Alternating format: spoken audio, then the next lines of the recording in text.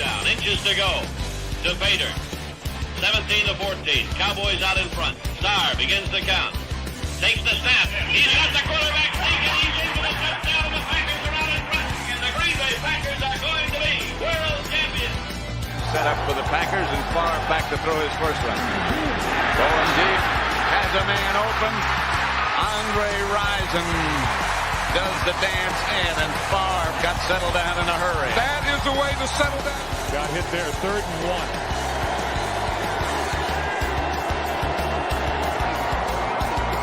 Rodgers, Jordy Nelson, touchdown, Green Bay.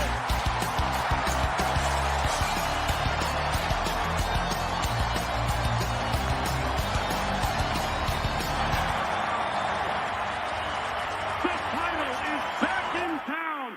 The Green Bay Packers are world champions of football.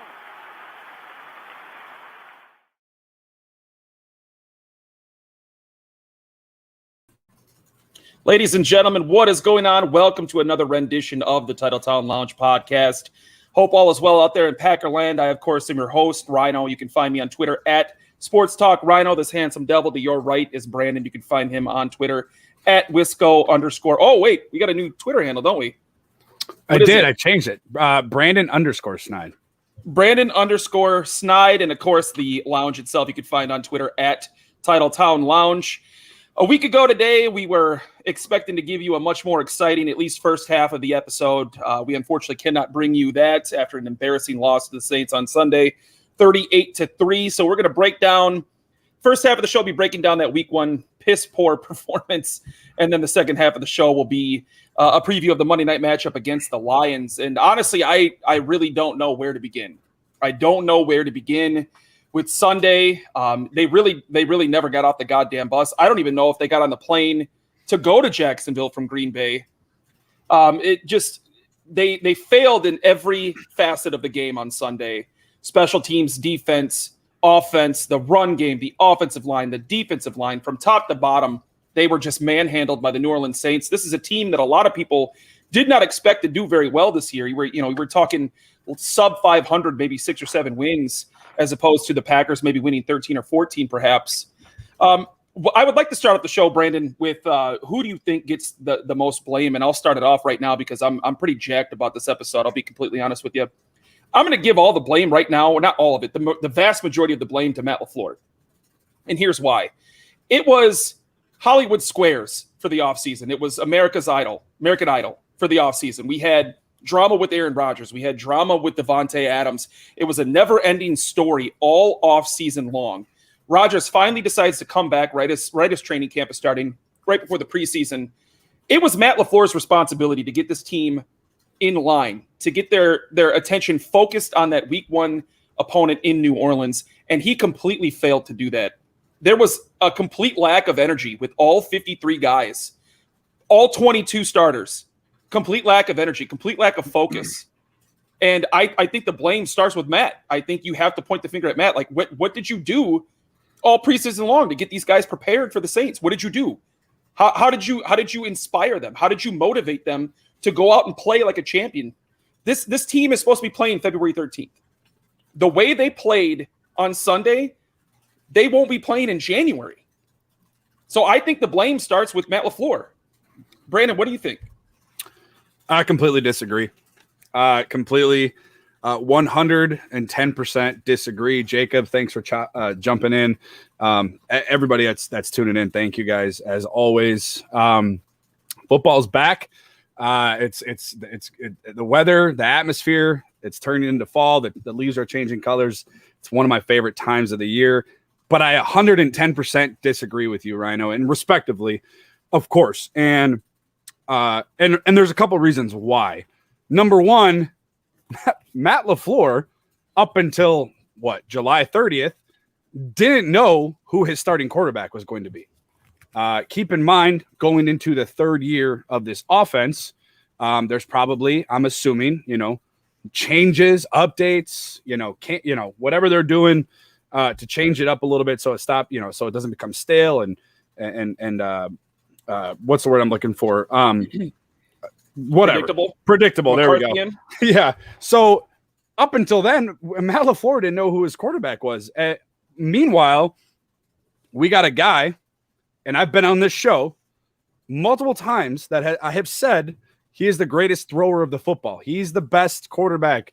I put him up there against Brady, and I went back and forth with the listeners before, arguing about who was the best. And it was always Rodgers, in my opinion. It always was.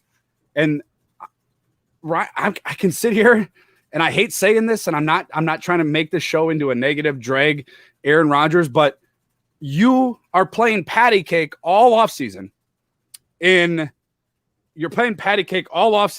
Hawaii. You're playing, Instagram games with Devonte Adams and Randall Cobb, and you come up and you finally show up to training camp.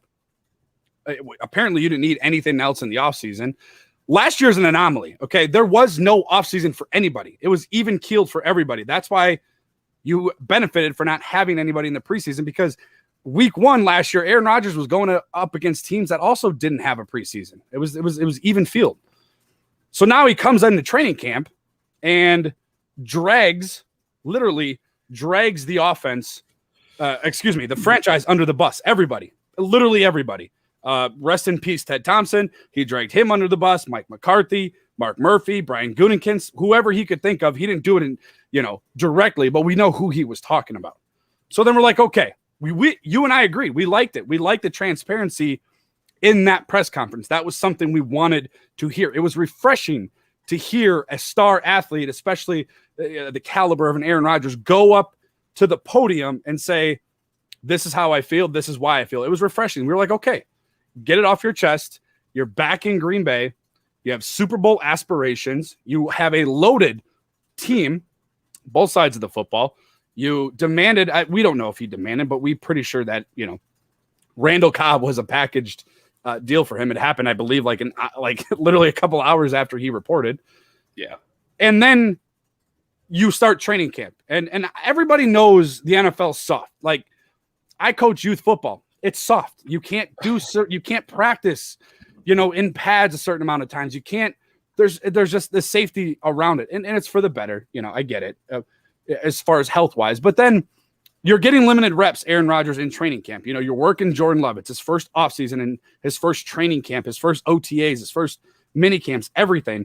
So you're giving him a lot of those first team reps, a lot of those throws in practice. And then you go into the preseason games, Rhino. And then obviously Matt LaFleur. And I agree, it's not worth playing your starters. I agreed at the time. He sits pretty. I think they didn't play one preseason game with less than 30 players sitting out. So that tells you, pretty much the story of the preseason. And then you come into week 1 and you had the offseason like Aaron Rodgers, and you come into week 1 and rusty, being rusty doesn't even describe whatever that performance was. That was embarrassing. That was the 3rd worst game of his career. And I put all of the blame on 12, all of it. You are the leader of the team. You are maybe one of 2 players left on the roster, him and Mason Crosby, that have won a Super Bowl. That's awesome. You won MVPs. I don't care, because it doesn't get us anywhere. Every time you've won an MVP, we've never won anything else. It starts with him. Yes, it's Matt LaFleur's team. Yes, Matt LaFleur is dictating game plans, but so is Aaron Rodgers this year. He's in that room now. Him and Nathaniel Hackett, and Luke Getsy, they're in there together. And it starts with him. And the energy and the vibe that Aaron Rodgers gave off when he came to Green Bay. And I didn't like, everybody was happy, including myself, initially, that he was back in Green Bay. And we were like celebrating. We're like, okay, let's run this. Let's do it. But I just didn't like the way it was done. And then you show up to camp. You got a captain's badge on your shoulder. You're a leader of this football team. And you just spent an offseason not wanting to be here. That's your leader. That's your guy going into week 1 that everybody's looking up to. Devonte Adams is in the same boat. I'm sick of Devonte Adams. I'm going to put it out there right now. I'm sick and tired of you acting. I'm sick and tired of him acting like he's done something. You haven't played a full season. Cool. You've led the league in receptions and touchdowns, and you've done good things. You haven't done anything in the playoffs. You've never won anything. You're putting a target on your back and everybody else in that locker room's back when you're posting pictures of Scottie Pippen and Michael Jordan. It's a disrespect. Really, it's a disrespect to Michael Jordan and Scottie Pippen. But those are your two leaders, Rhino. Those are your number two leaders. Those are it. Those are your guys. 12 and 17 are the two main captains of this football team outside of Mason Crosby. And one of them doesn't want to be here, and the other one wants to get paid off a contract that isn't real. A fake contract. And that is the problem with this team. This is why I don't know. I'm hoping it gets turned around. And then you have Zadarius Smith, who is so upset about not being a captain that he had to go get a necklace made with the captaincy on it. God, after you just got embarrassed 38-3. So I'm sorry.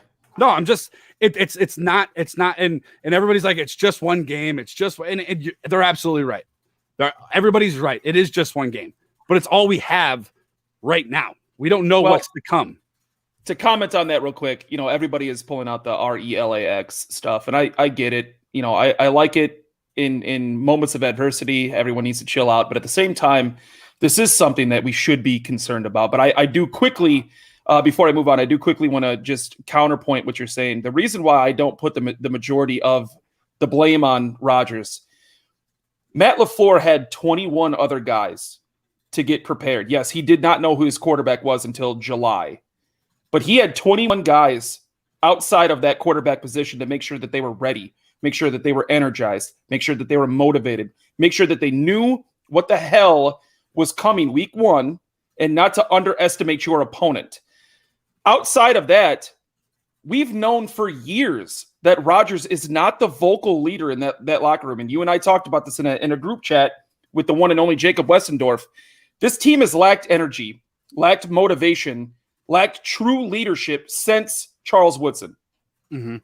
We have not had that locker room vocal leader, that rah-rah guy who is going to bring in a huddle and be like, look, guys, this is what we're going to go out here and do. This is how we're going to do it, and we're going to dominate. They don't have that. And you would think in Matt LaFleur's third year, especially with all of the drama that was going on during the offseason, you would think that Matt LaFleur would find that guy in that locker room, whether it be Zadarius Smith, whether it be Kenny Clark, whether I don't give a shit if it was Tyler Lancaster. Find somebody to light a fire under the asses of the other 21 guys, just in case Rodgers doesn't come back, and B, if Rodgers comes back and isn't that vocal leader in the locker room.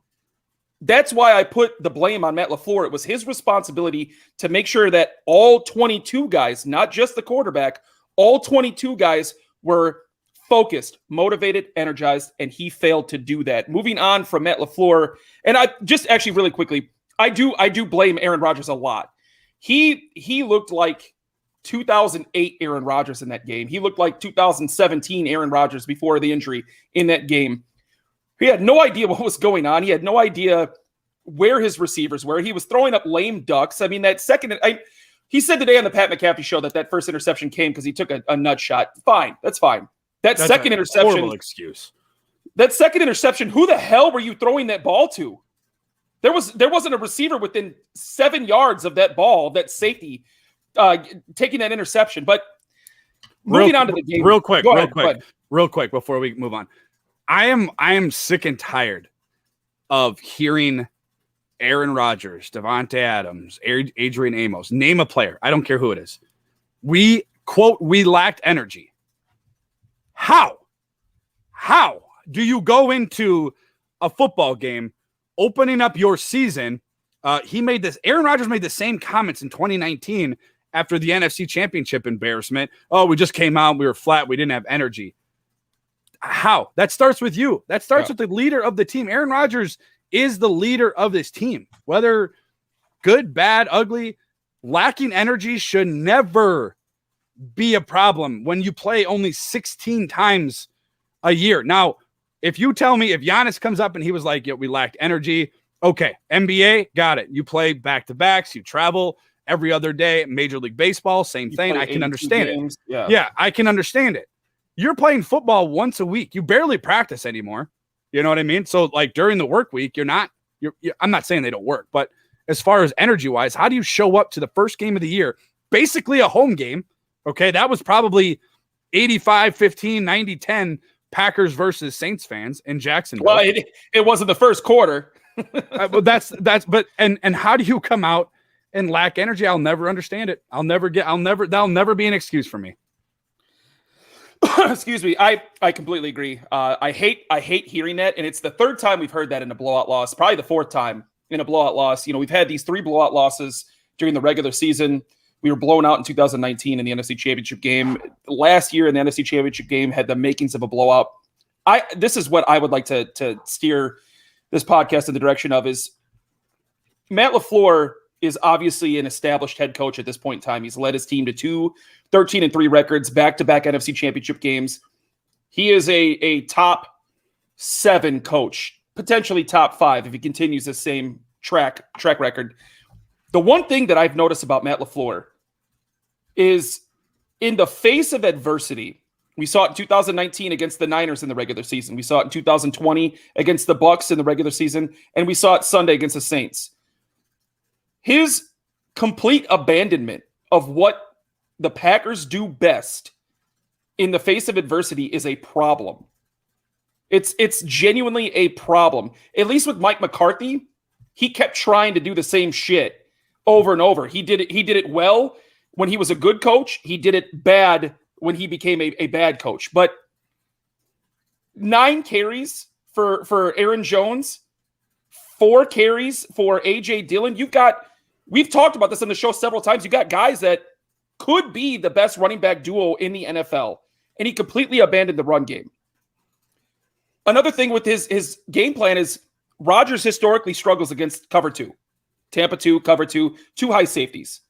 Last year, the bulk majority of his offensive production came single high safety, and he tore secondaries apart. I think his QB rating against single high safeties was like 128 or 132, something absurd like that.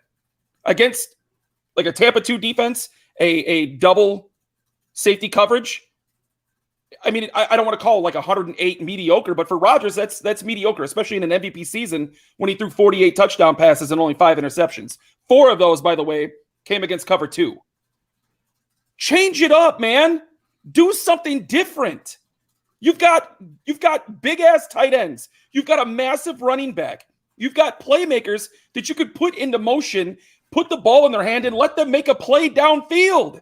Where the hell was that Sunday? There was no pre-snap motion at all. Where was that? Why does he get so complacent when they are behind? His lack of adjustment is a problem. That is not a Super Bowl head coach quality. You have got to adjust to what you're seeing on defense. If he's supposed to be some quarterback guru, some offensive guru, find out what they're doing wrong, find out why, and change it. That is his goddamn job. And he didn't do that Sunday. Mm-hmm. I just don't get why he abandons this. The Packers had the best offense in the league last year. Hands down. You can't make an argument. They led the league in scoring. They had the MVP quarterback. They have a top 5 running back, top 5 offensive line, the best wide receiver. They had the best offense in football. You're playing a team that you and I probably could have played cornerback for. How do you not adjust mid-game to do something different, do something better? I'll never understand why he can't do that. I don't disagree with you. I do want to get to, before I forget, a comment and shout out to John. He's checking us out on Facebook. Shout out to my good buddy Jake who pops on. He's a Bears fan, but we appreciate him. I just got to get to this comment because I had this argument in the offseason as well, if you remember.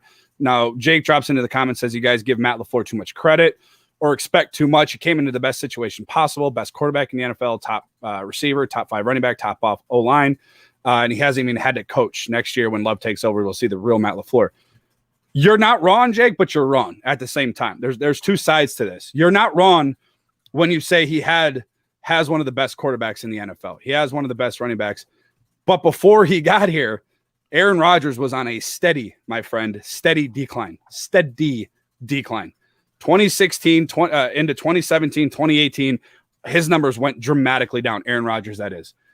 Before Matt LaFleur got here, nobody knew who Aaron Jones was because he wasn't utilized.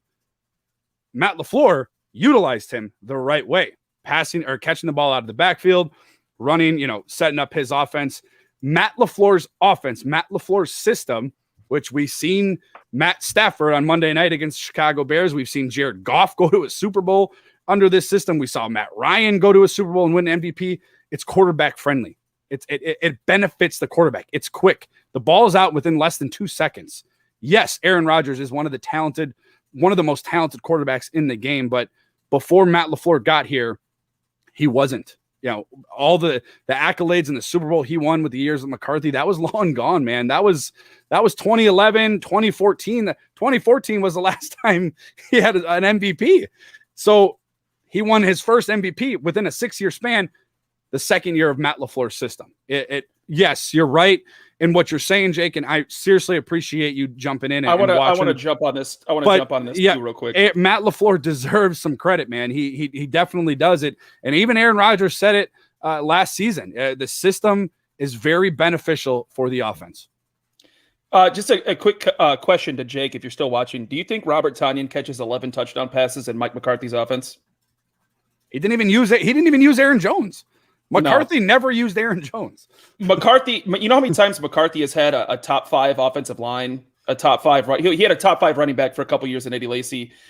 He had one of the greatest wide receiver cores ever assembled in NFL history in 2011, 12, and 13.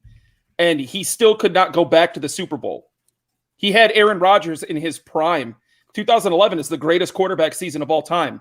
And he still could not go back to the Super Bowl and win a Super Bowl. Matt LaFleur is not overrated. I'm not putting too much stock in him. I'm obviously, venting some frustrations when it comes to Matt LaFleur. There are some things that he could do better, but this is just the first game in his 3rd year of being an NFL head coach. And what's his resume? An MVP quarterback, 2 13-3 seasons, 2 trips to the NFC Championship game. He literally has the best start out of any head coach in Packers history. And just look at the production. You mentioned Robert Tonyan. You're absolutely right. Look at Aaron Jones. Aaron Jones had his career year last year. That's not a coincidence. The system works. That's why you see the Los Angeles Rams putting up 30, 40 points. It isn't because Jared Goff's Patrick Mahomes. It's a good system. Todd Gurley flourished in that system. What happened after that? He got hurt. He went to Atlanta. He fell down. I'm not saying Matt LaFleur's a savior. I'm not saying he's a top 5 head coach in the NFL. But before Matt LaFleur got here, the franchise was heading down a very dark hole. It really was. Aaron Rodgers was on a straight, steady decline. I mean, he really was. So I'll be completely honest with you, too, to co-sign on that. If they don't hire Matt LaFleur, I don't think Rodgers is the quarterback last year. Not just all the shit that came about this season. I don't think he's in Green Bay in 2020 if Matt LaFleur didn't come on and take the head coaching role in Green Bay. So I can't believe I'm going to say this, but I think there's a reason why Rodgers came back. I think Matt LaFleur is probably the biggest reason why he came back, because he has that confidence in him, knowing that he's going to be able to go, and the relationship too. But I think he's got that confidence. Like, if I'm going to win a Super Bowl, it's probably this year. That was obviously pre-week 1. We got one more thing in here, and I hate we're going a little off the rails, but Jake brings up a good point. He says Matt LaFleur won MVP when LaFleur was his quarterback coach, Rams best offense when LaFleur was the offensive coordinator. And he says, is it a Super Bowl winning system? That's a good question. I mean, it is a good question, because we saw San Francisco get there and they lost. The Rams obviously got there and they lost. Atlanta should have probably won though in 2017 year. But I mean, Jake brings up a decent point. It is a good point, because is it a winning system? I'll say this. Yes, because Atlanta should have won with that system. They should have. They blew the game. Dan Quinn absolutely blew the game with whatever he was calling. That's the worst play calling in NFL history. But I mean, it's And the other thing I'll say, Jake, is the Rams ran into the New England Patriots. I mean, and then obviously San Francisco Matt LaFleur ran into the Patriots twice. Yeah, and then San Francisco that year that they went with Jimmy Garoppolo, they ran into a seriously hot Kansas City team. It's a good point. I appreciate that topic. It's something that we could discuss maybe later on, but it's something to think about. Yeah, just very quickly, it is a winning system. It can be a winning system. You have to pair it with at least a quality defense. You can't have, a bottom third defense with his style of offense and expect to win a championship. And speaking of defense, we're going to touch on this very briefly because there really isn't a whole lot to talk about. But what the hell, Joe Barry? What the hell?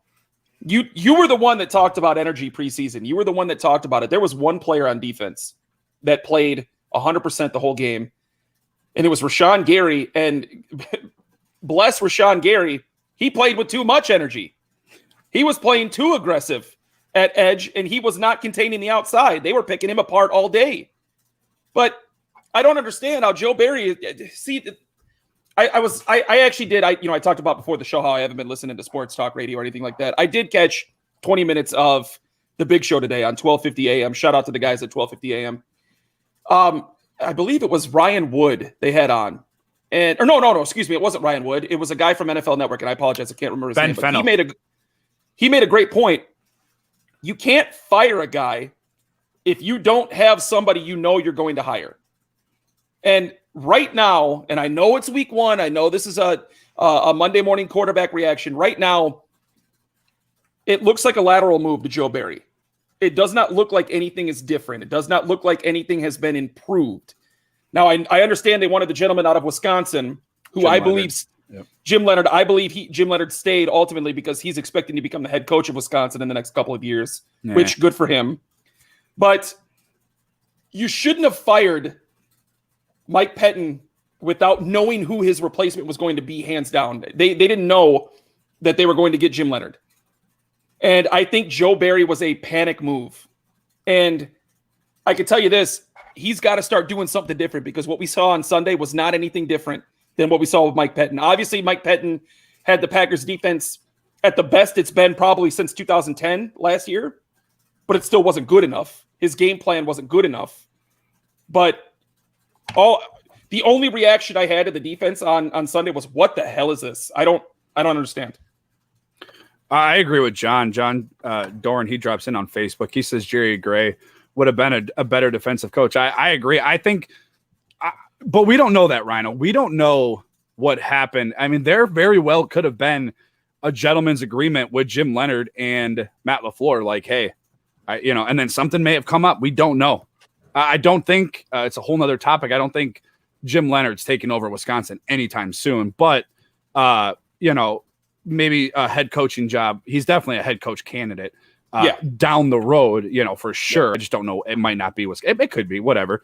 But we don't know what happened. And I agree with you. It was a panic move. If you were looking for a guy that, basically, here's my opinion about it.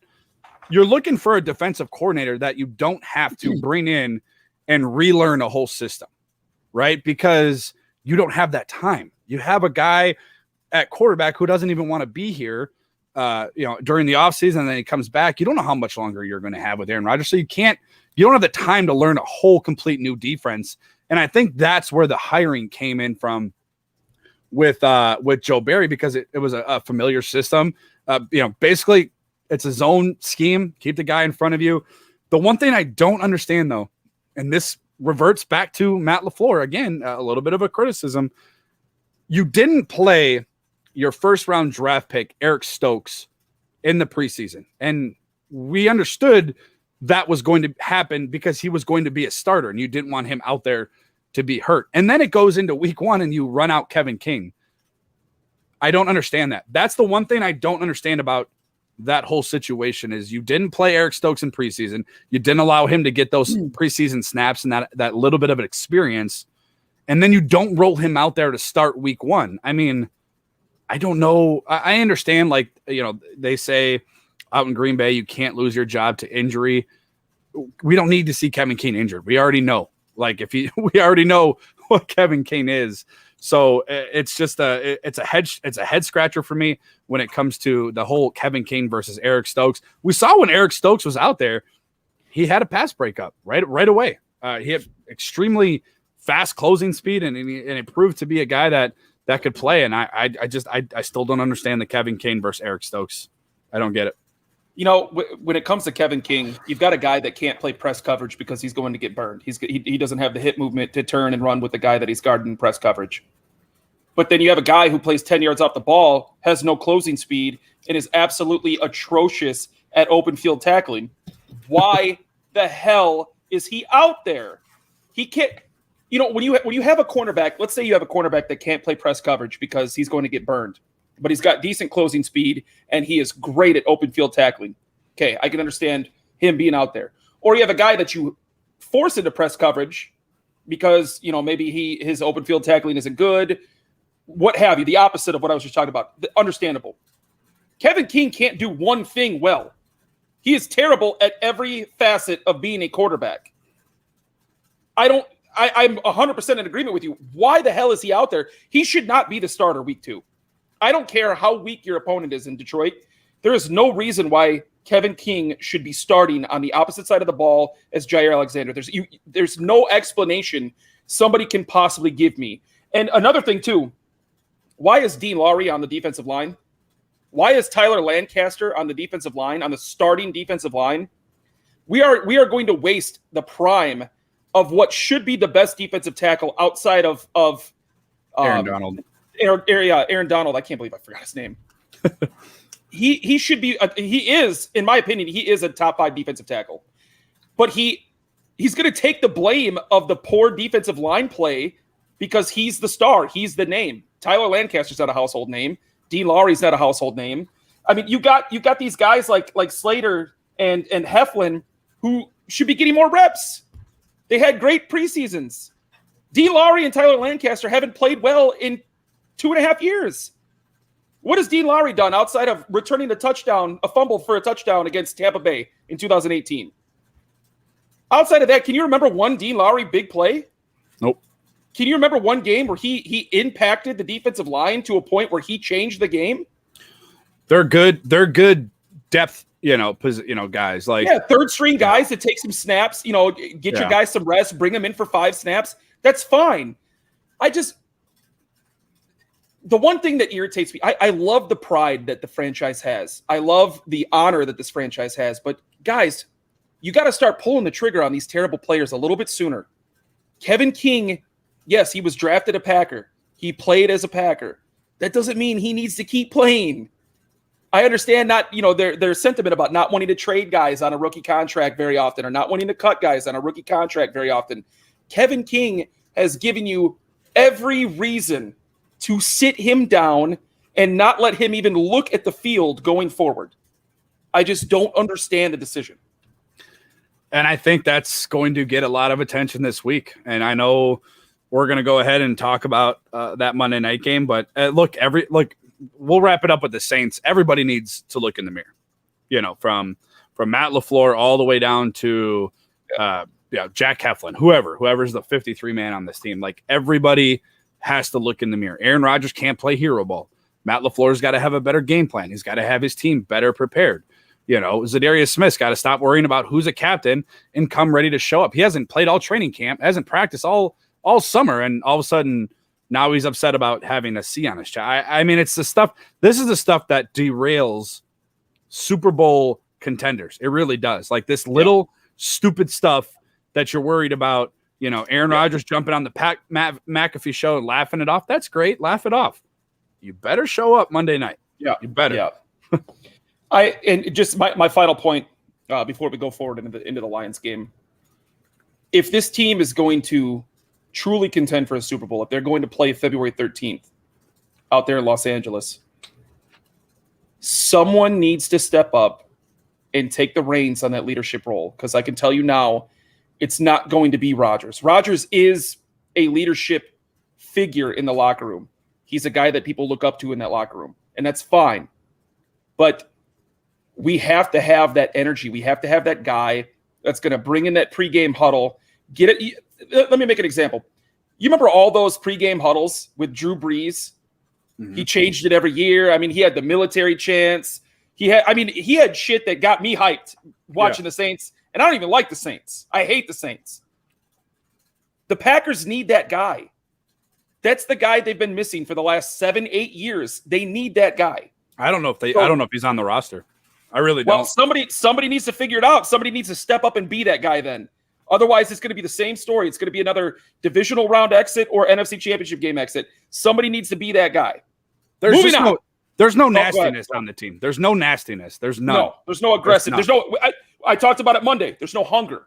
Nothing. This team hasn't shown hunger in a long time. You can't win on talent alone. It's any given Sunday. You could be the best team that's ever existed in the NFL. There's only been one team to go undefeated. Mm-hmm. Only one team has gone undefeated. You could be the best team that's ever been assembled. There's always going to be somebody hungrier than you. Moving on. Lions. Monday Night Football. Dun, dun, dun, dun. We honestly, it is in the Packers' favor that they have the Lions week 2 and not the 49ers week 2, because they really need this game to bounce back. It needs to be like a 48-17 game to get them back on track, to get them focused, get them mentally over week 1, because week 1 is the kind of loss that can linger for a couple of weeks. Now, Aaron Rodgers specifically, the one thing I will give him credit for, in blowout losses, he rebounds pretty well. He rarely has back-to-back bad games. I mean, he did, a couple times in 2018, 2019. He had a couple back-to-back bad games. But in real shit performances, he rebounds quite well. Matt LaFleur has shown that after a blowout loss, he rebounds quite well. They have the perfect opponent in the Lions, week 2, Monday Night Football. Now, first half of the game, the Lions look like dog shit. I was looking at that game before the Packers started. I'm like, oh, man, that sucks.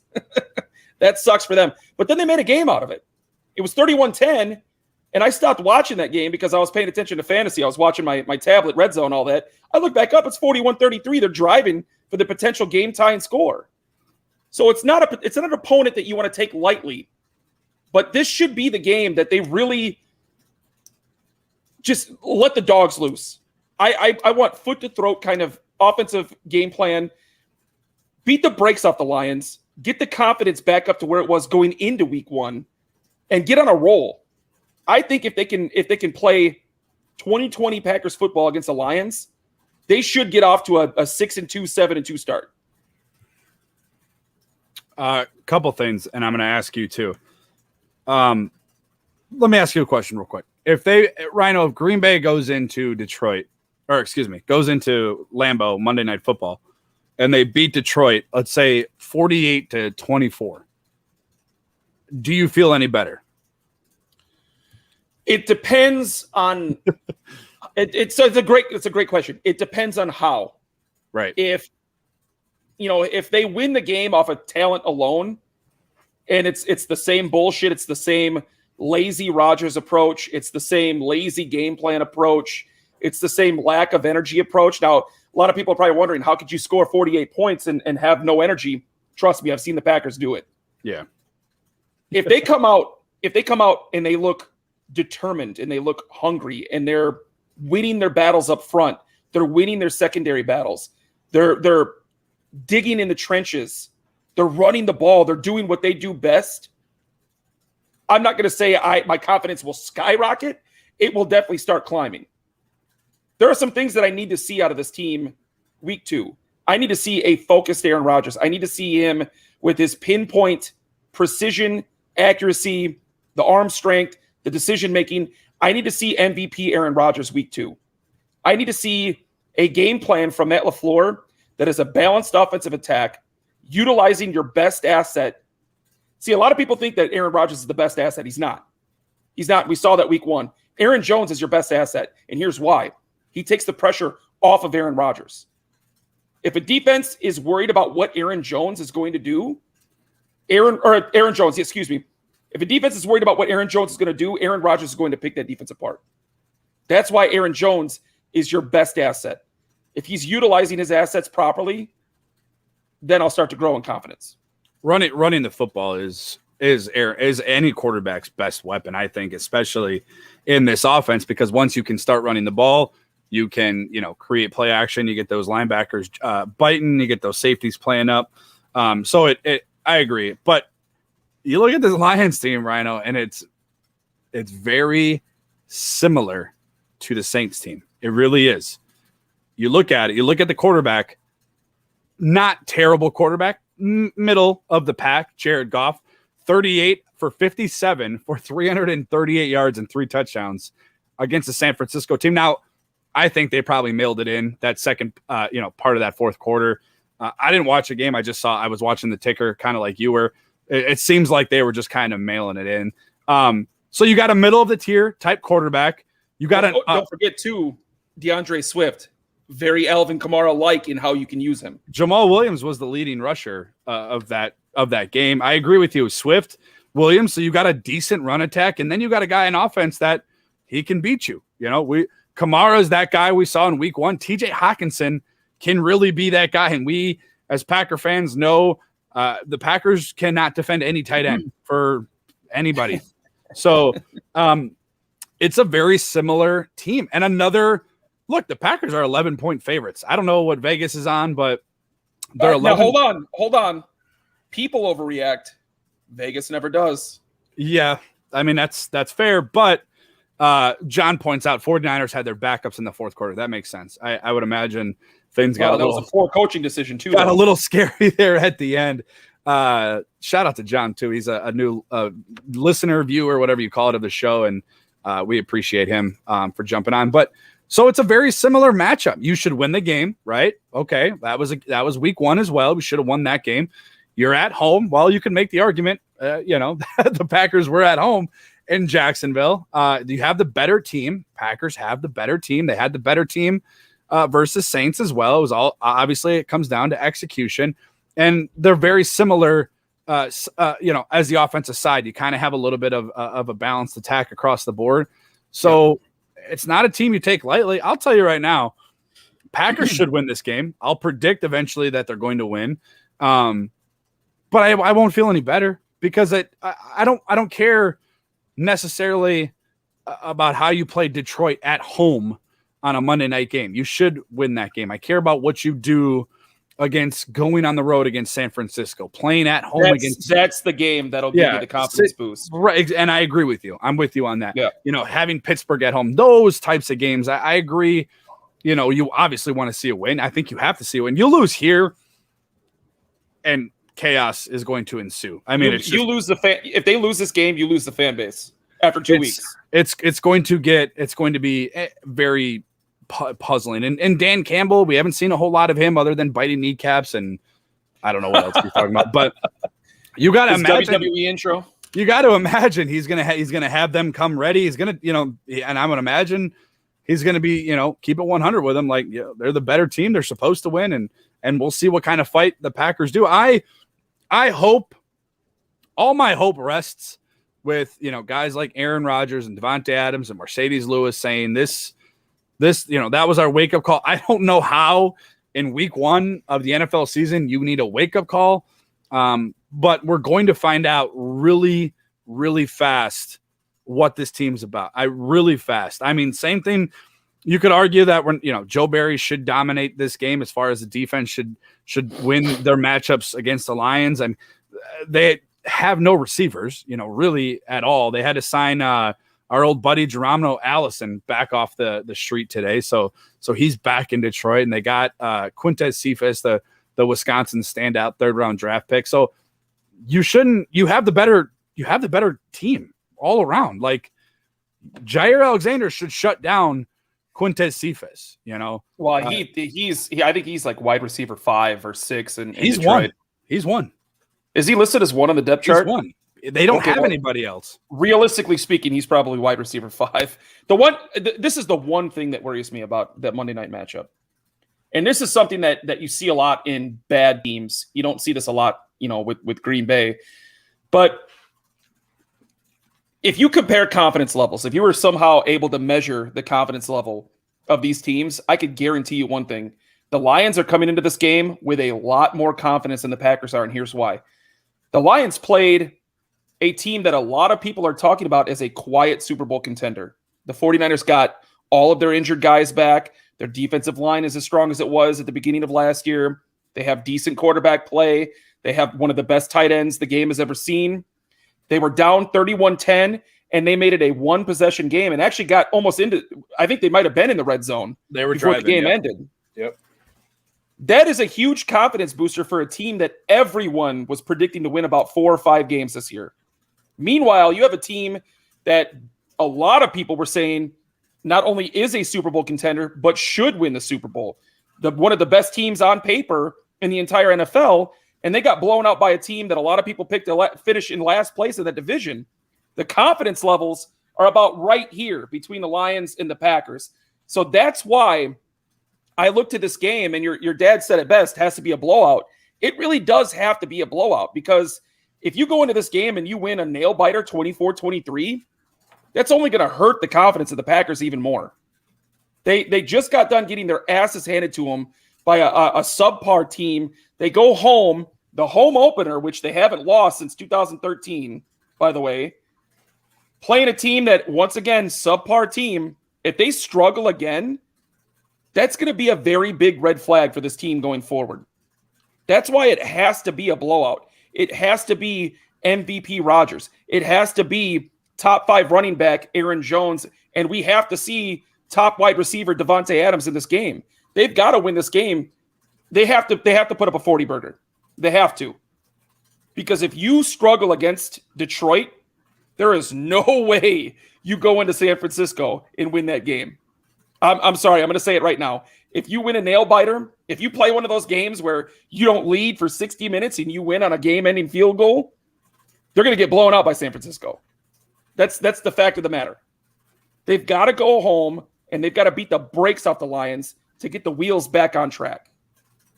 Yeah, and I understand everybody's saying it's one game, and those that have said it, you're not wrong. It is only one game, and I get it. But now you're in week 2 right now, and now you're playing a must-win game in week 2. Week 2, you're kind of sad to say that, but you're not wrong. Because if you look, the reality of it is the schedule's hard. You play. I was about to start off with my Herm Edwards. You play to win the game. But so you play week 2. It almost becomes a must win. I mean, that's not a complete fabrication. I mean, there's some legitimacy to it. You have to win that game. It's at home. If you don't, you go at San Francisco, who is 1-0, looking pretty good. And then you come home and play the Steelers, who just completely shut down Josh Allen and the Buffalo Bills. So it's a must win. It turns into a must win. And that's when I tell everybody, you're right. It's only one game. It only counts for 5.9% of the season, or 17 games. Okay, you're not wrong, but now you must win your next game at home. So now the pressure, although it should always be there with this team, with the expectations, but now it's elevated a step above because of that week 1 embarrassment, whatever you want to call it. You're not wrong, and the most important reason out of what you just said is the way they played Sunday. They're staring 1-3 right in the barrel. They're staring right down the barrel at 1-3. You struggle against Detroit, you're going to lose against San Francisco, and then you've got an extremely tough matchup against Pittsburgh at home. If that's why I keep putting the pressure on this game. You've got to get the confidence booster. You've got to get the wheels on track. Even if you go into San Francisco and you play a tough game. So let's say they blow the Lions out. You go to San Francisco, you play a tough game, you lose a nail biter. You still have that confidence like, all right, we just competed with one of the best teams in the NFL. We're going home. We're playing the Steelers. We don't give a shit who they think they are. Let's go win that game and be 2-2. 2-2 is a lot different than 1-3. Yeah, it's big time difference. And the reality is that, unless Chicago commits to Justin Fields, the Minnesota lost, everybody in the division lost, but Chicago would be the only team in the division if they commit to Justin Fields, and I have a feeling they're going to probably very soon. That's probably your competition in the NFC North. Maybe Minnesota. Maybe they look kind of rusty themselves, although they put up some points and got it into overtime. But as far as the division goes, starting 2-2, you're probably still in good shape later on for that December-January division clash. I believe week 17 is the Vikings, I think. I can't remember. Yeah, it's a division opponent, so whatever it is. And then it's just which it always seems like it ends with a division opponent for the Packers every year. The NFL does that on purpose. They know. But the schedule's tough, man. I mean, Seattle, Kansas City, Pittsburgh. Well, that's the thing too. We were talking about how much of a gauntlet the middle of the schedule was. We're already talking about that now. That's San the Francisco problem. And Pittsburgh, yeah.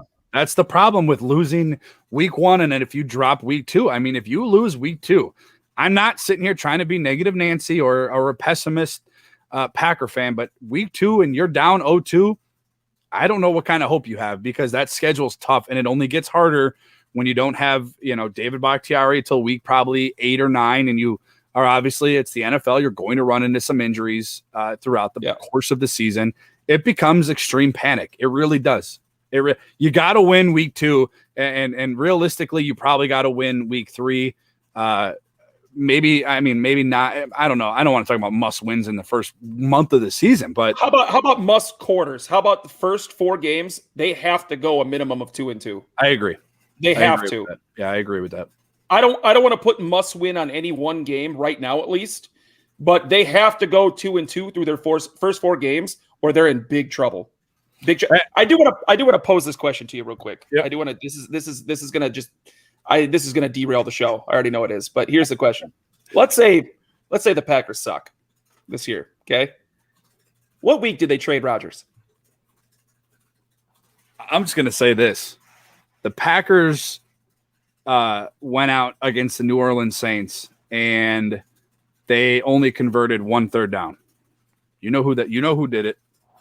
Oh, shut up! You know, my man J Love came in there and dropping dimes. I don't know. I don't think they trade for him in season. I don't. The NFL is kind of rare. You don't think if they start 2-9, and you've got Denver who's sitting there at 6-3, Teddy Bridgewater is still struggling a little bit. I don't know, because what is Denver? I don't know. I don't know Bridgewater looked good. I don't know what his trade value. I mean, Denver's got a decent squad. They really do. I mean, I know Jerry Jeudy went out with the high ankle sprain, but Cortland Sutton, Noah Fant, they got a good squad defensively too. They're pretty good. Problem with Denver is they play in the same division as Kansas City, so and Oakland, and we'll see what Oakland and the Chargers. Is. Yeah, so it's a tough division. I don't think.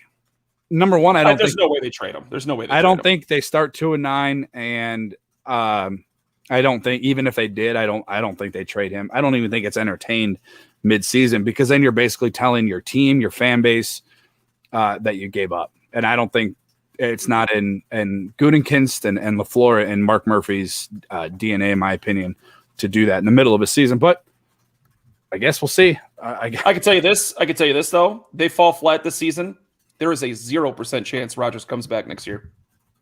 And that's probably guaranteed by both sides, both him and the front office. Honestly, I don't think I don't know if you see 12. I don't know if you see 17. I don't know if you see 55. I don't know if you see 91. I think your whole team next year looks a ton different. They're $42 million under the cap. That's over the cap. Yeah, I meant over. Yeah. That's a lot. That's a lot of people. Let's get into the prediction portion of the show here before we wrap things up. I'm not going to realistically predict 48-17. I would love to see it. I think they need to have it. I'm going to realistically predict, I'm going to say 34-16. That's a good one. 34-16 Packers. Any defensive touchdowns, or is that all offense? Or? No, I think you're going to see a better defensive game plan, but I still think you're going to see a mellow defensive game plan. I think you're going to see some spurts of a Lions offense. It's not going to be 33 points like they put up against the Niners. I think the reason why it's a lower scoring game for the Lions, though, however, is because you're going to see a lot more balanced attack from the Packers. I think you're going to see the ball in Aaron Jones' hands a lot more than you did week 1. I think A.J. Dillon makes a little bit more of an appearance. So I think the time of possession is going to be key in this game for the Packers. Take the stress off the defense. Hold on to that ball a little bit longer. Let your defense get their footing. But I think you're going to see a very crisp Rodgers. I don't think he's going to have a whole lot of passing attempts, maybe 28. I think he throws the ball maybe 28, 30 times at most. But I think you're going to see a much more efficient Rodgers. I'd like to see 3 out of him. I'd like to see 1 out of Jones and a wild card somewhere in there. If you guys are listening to the show, Facebook, YouTube, Twitter, John already dropped his prediction. If you want to drop yours in the comment section, we'll throw them up there. We'll talk about them. You can let us know. Yep. While we got the last spot, 10, 15, 5, 10 minutes or so of the show. So shout out to John. He has Packers 31, Lions 24. That was my prediction for Packer Report last week, was 31-24. I'm not going with that score again. So I'm going to steer away from that. I'm going to stick with the 31 though, because there always seems to be a drive that the Packers just, fall flat on their face, whether it's in the red zone, especially. So I'm going to go 31 for the Packers. I think Aaron Rodgers has a bounce back performance. Now, keep in mind, no Jeff Okudah for the Detroit Lions. So they don't have a secondary that's, especially a Marshawn Lattimore like the Saints had in week 1. So I think Aaron Rodgers gets back on track. I don't think he has a worldly performance like we are sometimes accustomed to. I think he has a couple touchdowns. I have a hot take, though, and this is completely in respect to Aaron Jones. A.J. Dillon will overtake Aaron Jones this year at some point. At some point. I'm not saying tomorrow or Sunday or the week 3. At some point, AJ Dillon is in my opinion the all-around back for a LaFleur system, Shanahan system, whoever. Hold on. The all-around back. AJ Dillon can catch the ball out of the backfield. He didn't do it in his not coming out of Boston College was he didn't catch it out of the backfield. They ran a pro-style offense. But you can line up Aaron Jones out wide. I don't agree with paying running backs. I don't think that you can line Aaron Jones up outside. He doesn't do anything out there. I think first off, here's the other thing, Rhino. AJ Dillon can take much more of a beating than Aaron Jones. Aaron Jones is another guy like Devonte Adams that has missed substantial time. He has hamstring, knee. AJ Dillon, I know last year he had COVID. Obviously, that's almost out of his control. I think he can take a little bit more of a beating throughout the course of a season. Obviously, he's bigger. It's just a hot take. I think at some point in the season, that's hot as hell. You'll see. Now, keep in mind, Aaron Jones isn't going to be here for more than 2 years. So at some point, AJ Dillon's going to take him over. At some point, whether it's this year or next year, they're going to. They don't draft AJ Dillon in the 3rd round. Let Jamal Williams go second round. Sorry, excuse me. You're right. To not DeGora was 3rd round. To not have him eventually start. And I love Aaron Jones, but I really love Aaron Jones. But what we've seen is running backs who do get that check. It doesn't always translate. We saw it with Todd Gurley. Zeke Elliott is kind of another guy that's had a down couple of years. I don't know. We'll see. I just think there's a realistic possibility that eventually down the road we'll see AJ Dillon take over, especially when it gets cold in December and January. Let me address this question real quick because we're getting close. I want to address this question. First of all, shout out to my mama. That's my mom watching the show, commented for the first time with some nonsense, Mom. What if Rodgers doesn't get back on track with this game? Come on, Mom. Let me actually sincerely answer that question. It is possible. The thing with getting back on track, he doesn't need to have a statistically outrageous game to be back on track, because we've seen a lot of his performances in the past, statistically speaking, be subpar, but he was making good plays. We've seen tipped interceptions. We've seen drop passes. We've seen stalled drives because of bad calls. When I say back on track, I mean the decision-making, reading the defenses. The throws need to be on target.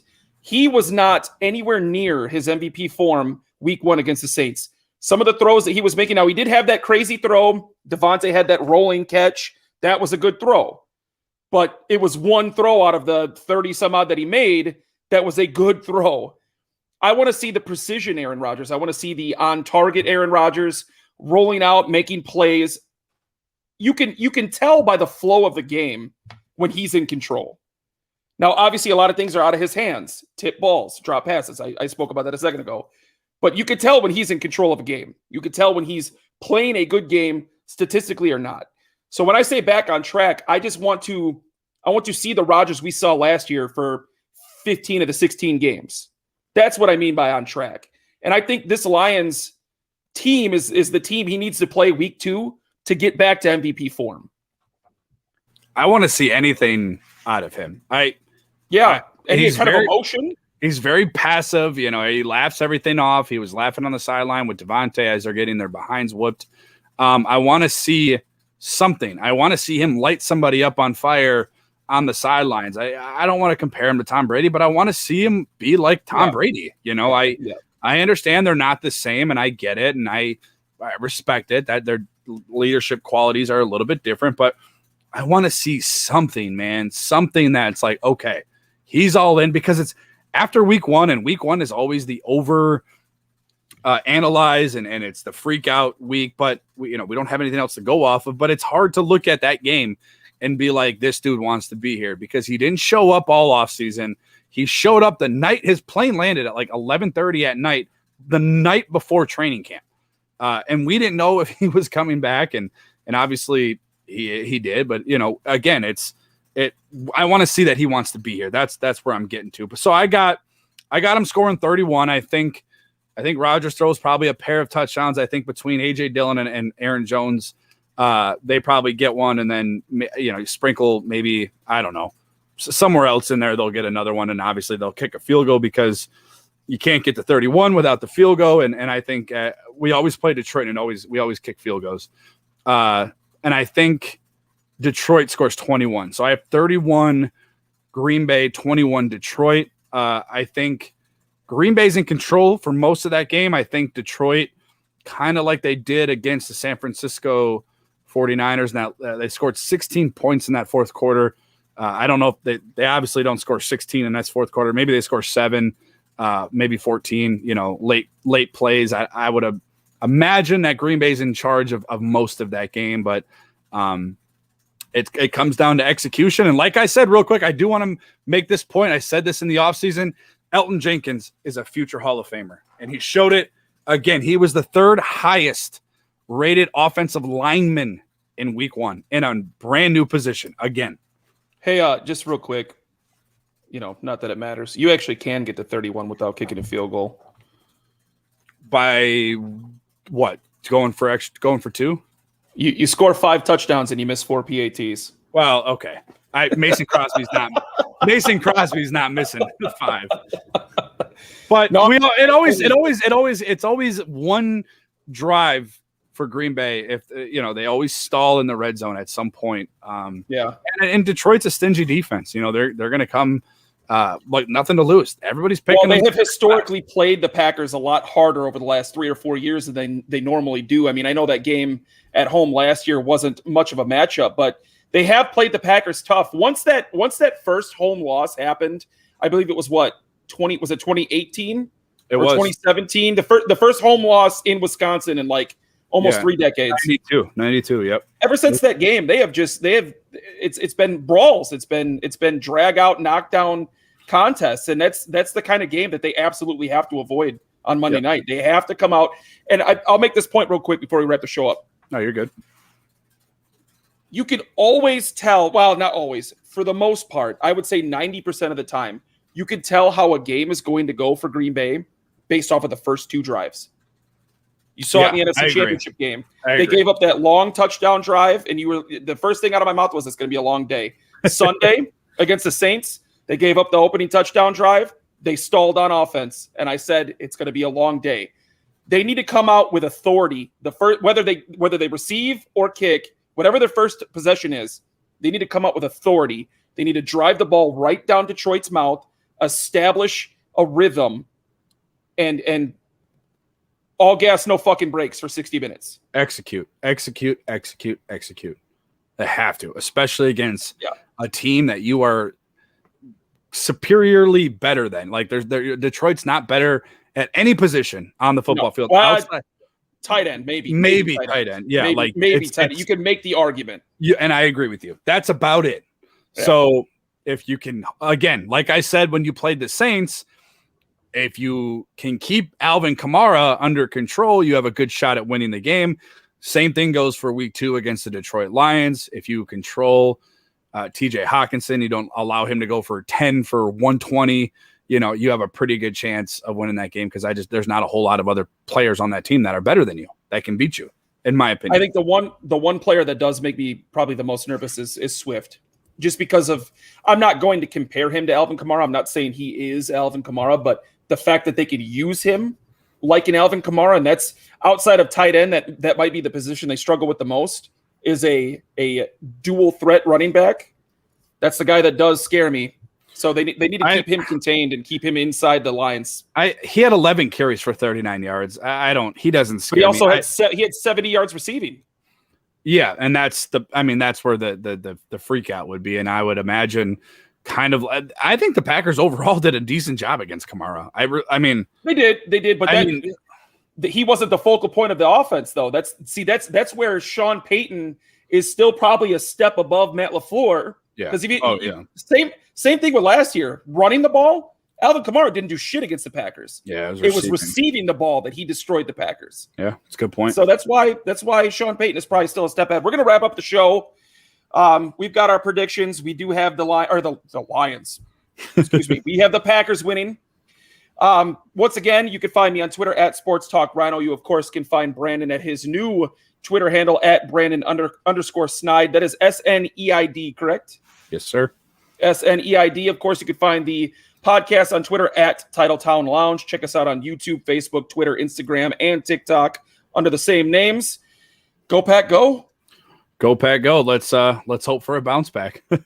Night, everybody. There's Bledsoe. Down he goes. And there's Reggie White. And that's that hump. Throw to the shotgun. 3 receivers left, 2 to the right. Snap to Rodgers. Scrambles to his left, under pressure, rolling right, escapes. Right side looking. Rainbows high and deep, coming to the end zone, and it is caught.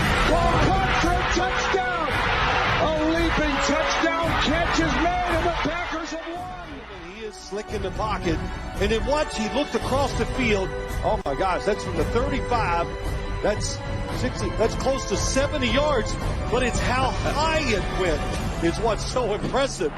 Rodgers to Rodgers. 2 guys from Cal connect. You talk about a season-saving game.